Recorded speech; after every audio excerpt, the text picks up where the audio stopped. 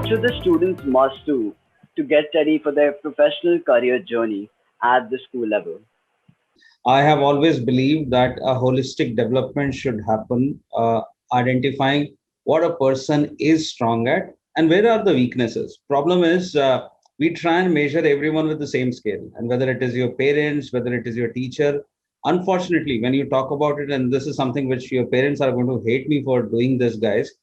But more often than not, every parent is looking at a prodigy in their child, not realizing. And when you say a prodigy, they want their child to be a prodigy in possibly every possible field which they thought they would have done good at, not realizing that if you were, and this is something which I tell my kids also, if I was not able to do something or achieve in my life, I think carrying that expectation or unreasonable expectation that you should be able to excel and possibly be world superhero in that field is something absolutely wrong and ill-founded.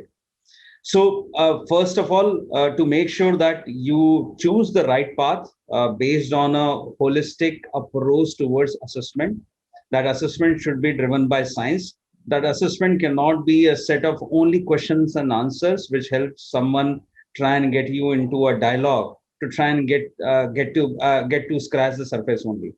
So, as I said, no parental pressure, no peer pressure, moving away from your fantasy world. I mean, I'm not sure what is the age profile of the kids over here, but if you talk to a boy who's possibly trying to move towards, or not possibly trying to, if he's moving towards puberty or in the early ages, the first dream career which he will have in his mind is being there at NASA. The second one would be being an automobile designer. The third one would be a gaming specialist. So all of these are basically fantasy worlds. So try and understand that the fantasy, the dream world may not be able to give you. I'm not saying that you will not be pursuing your dreams. You should not pursue your dreams. You should pursue your dreams, but understand that the fantasy and the realism are different, and you need to basically base it upon your strength and weaknesses.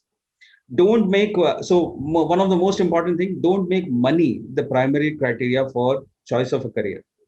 Make happiness, your own satisfaction as the primary motive for deciding what career will give you satisfaction.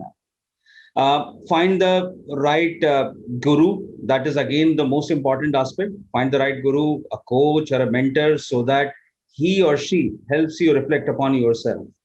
Make sure that when you're looking at a career, you don't look at a career just from the purpose of only academic development. Look at it from a perspective of complete competencies, skills, and knowledge enhancement in a directional manner. Now, more often than not, when you go to a school, when you go to when you attend a class, you realize that the same chapter is being given in the same manner to every child, not realizing that that child might not be able to absorb beyond a particular depth of that particular chapter, because that's not to his liking. That's not a subject wherein he wants to build his or her career upon, which is where it is extremely important to have a directional approach to your competency, skill, and knowledge enhancement. Build a value system from now itself. That value system is around your discipline, around your dedication, around a directional approach to what you do, having a dead honest approach towards everything which you do. Become responsible, make sure that you show integrity, improve your life skills, make sure that you have a bit of pranks, you are a bit of brat, you guys are children. So I think that child should live in each one of you. So it should not happen that your innocence is lost because the burden of performing very well in your career is taking the precious moments away from you being able to play, you being able to have fun, or you being able to have a little bit of pranks here and there. Make sure that you don't follow a herd mentality. I mean, one size fits all does not work anywhere, guys. And please understand, our current education system, unfortunately, and I can speak in public also about this, still is built around creating a situation of rote learning. Now, that we should move away from.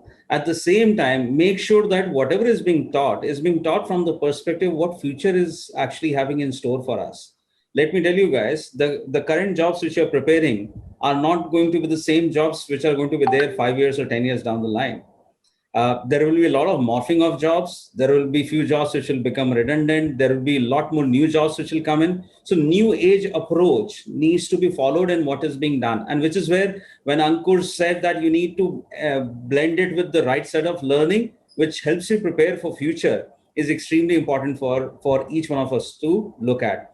Now, in this case, the life cycle around making sure that the self-discovery which is happening on your strengths and weaknesses, then making sure that your upskilling is happening on a directional approach, given a proper direction to it, and there is a measurement to it.